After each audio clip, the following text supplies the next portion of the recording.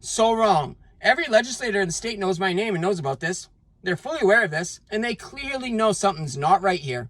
They clearly know that these people are acting so sketchy. It's not even funny. So anyways, I was built in a spec home in Raymond, Maine. Beautiful, beautiful custom home in Raymond, Maine. Great neighborhood, 4 acres, a dream home, everything you could think of. These guys come in, they have the option to buy a smaller house or a larger house. They can only afford the smaller house. So I was contracted to build a 3-bedroom, 2.5 bath, 1,900 square foot custom home. Now, not immediately, but pretty quick, they started asking for upgrades. They ended up asking for $80,000 to $100,000 in upgrades. They were supposed to pay for them, obviously, and they didn't. So they asked for $80,000, $100,000 in upgrades. Right there, right out the gate, I should be able to walk away from the contract for that reason alone, because they refused to pay for something they asked for. Now, in November, a couple months after we signed the contract, everything was going great. Everyone was happy. Everything was going smooth, considering there were COVID restrictions. There were all these things going on that were slowing things down. I mean, we couldn't get certain materials, blah, blah, blah. So, but everything was going great in November, and I signed an extension, which is normal. And in fine print, I had to pay $77 a day for a rate lock. No one ever told me about that. I was just told, sign the extension, and I did. Conned into that one. In January, I was told, sign the extension. And that one, just by chance, I luckily caught $500 a day they were trying to charge me. I would have paid like $30,000+ for no reason, because these sketchy-ass realtors were trying to weasel every freaking penny out of me. They're just the slimiest of the slimy. And that's not including the fact that the buyer's realtor, not my realtor, they both work for Landing. My realtor owns Landing. The buyer's realtor directed my bank to issue the rest of my money, like $190,000 in checks or something along those lines, to another Landing agent who was supposedly a builder, but he wasn't. I didn't have a clue. But literally to a T, like I had like whatever, let's say I had $90,000 in equity. They legitimately issued every single penny within $100. Like, what are the odds of that? They just so happened that their bills came to exactly what I had left in equity, and I wasn't told? Why wouldn't I be told? Why is the buyer's realtor in charge of my money? This all happened, all documented, well documented.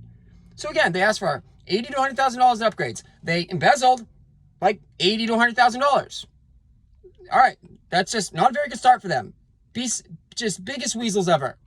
So I find out about the missing money. I'm pissed. So now they're like, oh, we're going to get you some extra money. We're going to get you some extra money. We're working on it, blah, blah, blah. They came up $9,600 or something like that. So something along those lines, I think. $9,600. So, and also Matt was like, work over the weekend. You can make back the escrows. So they gave me back to $9,600 for the missing money and the unpaid upgrades, which that's just dropping the bucket. I wasn't okay with that. That wasn't enough. We didn't even get that far because it just went south real quick. And they just constantly trying to manipulate, constantly trying to pressure me, constantly using Lincoln and all of them just, coming at me, attacking me for anything and everything. And I'm busting my balls in the house, so I'm already overtired and just it's me against all of them. So on March 4th, I'm like, the paving and painting need to be removed from escrow. I'm not obligated to pay it. They already came up $9,600 for the unpaid upgrades and all that. But then the buyers refused to remove from escrow. So I said to them, just so we're on the same page, you guys are refusing to honor the contract. Yeah, they are. So I terminated the contract through Matt. Contract was over. It's called anticipatory repudiation. They refused to honor the contract and gave me the right to terminate, and I did. So it was over on March 4th. And it's clear as day. Well documented, clear as day. Now, even if that didn't happen, again, $80,000 to $100,000 upgrades, not paid for. And they embezzled $80,000 to $100,000. So, like, literally, I could just walk away without saying anything, I'm in the right. But again, well documented. I terminated the contract because they refused to remove those things from escrow, and they were legally obligated to, and they refused to. So on March 5th, I met with my bank, the ones who just gave away my money because the buyer's realtor told them to. Crazy.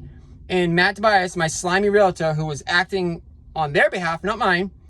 And I recorded this meeting because I knew these slime balls were going to try to pull something. Now, my bank was there, and they're literally saying, you can't have this, you can't have that. And literally, I'm not going to take the house back. They kept threatening to take the house.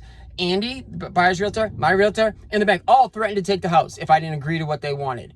And I'm going off. Like, I was told to do this, and I didn't need to. They conned me out of this. They did all these things. These guys are just slime balls. And they said, well, you can't have the painting, but you can have the painting. So they agreed. I didn't agree to it. I said, I want to see the HUD first. And I wasn't okay with closing it. I probably wouldn't have closed anyways because the contract is over. It's terminated on them. I was legally under no obligation to do anything.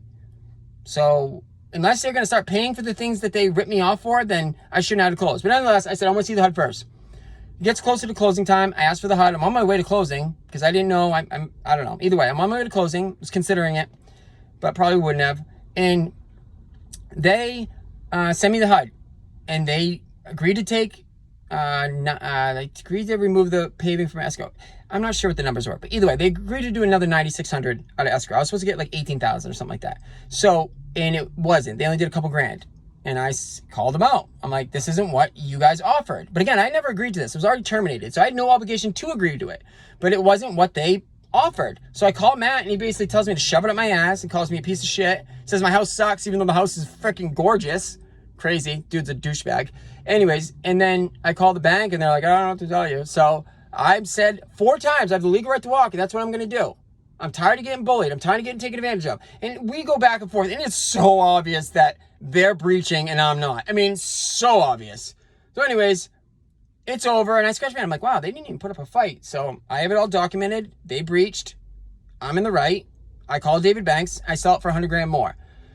Now, like a week and a half later, a week later, I get a letter from their slimy James Monteleone, the most corrupt around. And he's like, oh, this, and that. Not one thing, and it's a lie. They're literally like, the contract's still enforceable. Code violations. You did. It didn't even make sense. And I'm like, literally, not one thing in here is truthful. So we go back and forth a couple times. They just keep lying. I'm just like, this is a joke. I have the legal right to walk.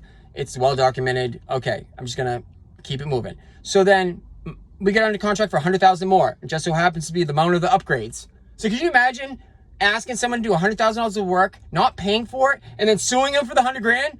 That $100,000's mine, but you didn't pay for it. So why would it be yours? Are you special? Like, what the hell? Like, you're going to ask me for $100,000 worth of upgrades, not pay for it, and then sue me for it? I'm sorry. This is just so crazy. It's not even funny. I'm having a hard time. The more I talk, I hear these words come out of my mouth, the more I'm like, wow, this is nuts. And you have some of the brightest, best lawyers in the state who are just trying to push this through like it's normal. I mean, we're not even got to the fraud, perjury, and all this other sketchy shit they did. But anyways, so just before closing, I get hit with an ex parte, which is, they said that it was a danger to make the house unavailable. Apparently I could pick up a house and hide it. I don't even know. There's supposed to be a lis pendens on this, but they did. They used ex parte. I get hit with a $147,000 judgment against me. They could have seized my bank account without even telling me. And it's that their whole lawsuit says, oh, I sent a text saying I'm not closing because I want to sell it to someone else for more money. First of all, I would never say something that dumb because I understand how contracts work. Seriously. I want to sell it to someone else for more money, so I'm not closing. Me. Like, seriously, dude, what is wrong with you people? Obviously, that never happened. And then they go and delete the texts, some of them, not all of them, that where I say why I'm not closing. And then they submit it to the court. And the judge, oh yeah, this looks great. There's no text that says this. All the texts indicate the plaintiff's breach. I'm going to approve this one, though. I got a good feeling about this. Okay, buddy. Maybe you should probably read it. Maybe you should probably actually look into it. I mean, legitimately, everything was presented to the judge indicated the plaintiff's breach, not me. So luckily, with those type of attachments, you can file emergency motion to dissolve, and you can get a quick hearing. And in that hearing, they have to prove that when they filed it, that it was filed right and it should have been approved. They can't bring more evidence. They can't bring additional evidence. They can't make up for any deficiencies in the original filing. That hearing is just about the original filing. Was the hearing about the original filing? Not even mentioned. Not even one thing was talked about the original filing. I'm not even kidding you. We go to the hearing and they come there and blindside me with 4 new affidavits, a completely new story. Legitimately, my lawyer's like, because I had a lawyer at the time, was like, Judge, I've never even seen this evidence. Like, at the very least, we postpone, but really, they shouldn't even be able to use this evidence. It shouldn't even be considered. And again, these hearings are supposed to be about the original attachment, which is, I'm not closing because I want to sell it to someone else for more money. And there's a text in there that says that. Well, there's no text that says that. They deleted text. They admitted to that. They admitted that their original filing was all lies. And James was like, well, that's the nature of discovering as you go. You work with what you have when you have it. So basically, you're saying whatever you have to work with, you're going to use it, whether it's true or not. And now that you realize you come up with a better lie, you just went with that and admitted that one was a lie. I mean, really, dude, you're just such a piece of work. So anyways, after the hearing's over, the judge almost immediately issues a ruling, which he was supposed to go read the motions and then have to write it up. It should have taken a while, but no, it was like it was already written. In the hearing, my lawyer's like, yeah, Judge, he blindsided me with this evidence. The judge didn't even respond to it, didn't even acknowledge it. During the hearing, the judge is like, is there a affidavit from your client that says that the paving was supposed to be blah, blah, blah? And James is like, there is, Your Honor. The affidavit of Andy Lord, neither the plaintiff or Andy Lord wrote an affidavit that says what he said it said. He committed perjury and lied his ass off during that whole entire freaking hearing. Everything he said was a goddamn lie. Anyways, after that, I have to let my lawyer go. And then I'm writing James to try to negotiate and work with him and figure this out because I'm now representing myself. He ignores me. He ignores me all the way to January, to the day discovery ends. To the day. Literally the day, couldn't have been more obvious. He waited till discovery ended, and then he files with the court saying, we can't get a hold of him. Pretty much he's abandoned the case. I don't know what's going on. The whole time I'm writing them, and I can't get a hold of them. So again, they lie to the court again. I call him out. He immediately withdraws that, and he's like, I'm going to file a joint motion that we both agree on, and it's just going to be wonderful. We're going to hold hands. It's going to be so wonderful. You'll be so happy. I'm like, what the hell's going on here? So he ends up filing a joint motion on my behalf without my signature, without my consent. I'm like, dude, this dude's got seriously. I call him out on that, and he's like, no, I'm not removing it. So then I file a motion to vacate based off fraud because everything they've done is fraudulent, and I file an extension because I didn't agree to any of this, and they just committed perjury and lied to the court and did all these sketchy things. The judge denies my motion to vacate, basically saying you had a hearing, so it was approved after hearing. Yeah, the hearing, I was blindsided with a bunch of freaking perjurious affidavits that you shouldn't have considered. And my motion to vacate was about the fact that hearing was all lies and corruption. So what do you mean, Judge? You can't just, seriously, deny without explanation, pretty much, which is a common theme. Justice O'Neill, deny without explanation, deny without explanation. I brought fraud to his attention so many times. Not once did he say, can you explain yourself, James? Can you explain yourself to plaintiffs? Not once. Not once did he say, can you present some evidence? Can you actually tell me what your case is about or what your position is? Because no one seems to know at this point, because you've admitted that you've lied so many goddamn times. No one knows what your news story is. It doesn't even seem like you have one. It's that crazy.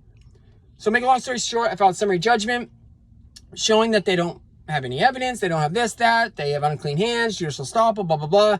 I have to wait like 6 months and it gets denied without explanation. Again. And I motion to reconsider, and at a hearing, I'm like, Judge, he failed to cite evidence. He failed to do all these things. Judge didn't even care. And I mean, these hearings, you should listen to it. The judge is so obviously biased. I'm literally calling them out so hard, and he's just like, no, fairest thing to do is go to trial. That's all he says. And keeps threatening to default me because they called me an LLC, even though I'm not. So they made an error, and he's trying to default me and end the case because they made an error.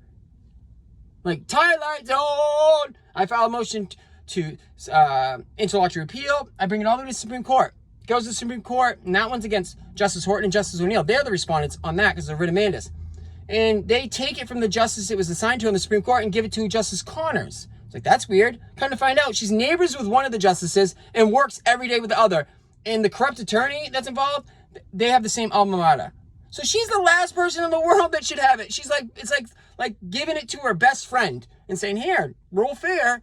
So she denies it without explanation, literally deprives me of my right to a writ of mandamus, and it's just the sketchiest of sketchiest things. Oh, and she went from corporate law right to the Supreme Court, which is so weird. And when she was signed in, what is it called? Your confirmation hearing, she said, if there's ever a time that I should recuse, I'm going to recuse. I will do the right thing because I'm so honest. Yeah, right, buddy. So she had another case where she lost the case, went to the Supreme Court, and then changed the law for that same exact case that she had lost previously and didn't recuse herself. So there's a huge complaint in right now, and there's a huge article in the Portland Press Herald about her not recusing and doing sketchy things. And in my case, same thing. She didn't recuse herself when she should have. And she's legitimately so deep into this and doing the sketchiest things and should never, ever, ever, ever, ever rule the way she did.